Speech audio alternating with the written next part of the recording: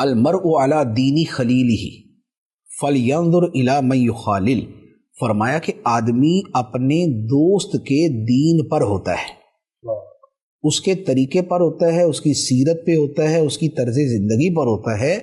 تو انسان کو دیکھ لینا چاہیے کہ وہ کس کے ساتھ دوستی کرتا ہے۔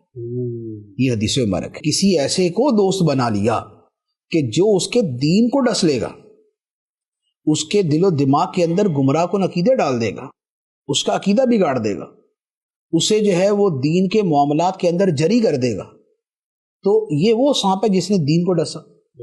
اچھا، وہ بھی دوست ہوتے ہیں، یعنی دوست ہو سکتے ہیں کہ جو انسان کے مال پہ نظر رکھیں، تو ان کی دوستی مال کی وجہ سے،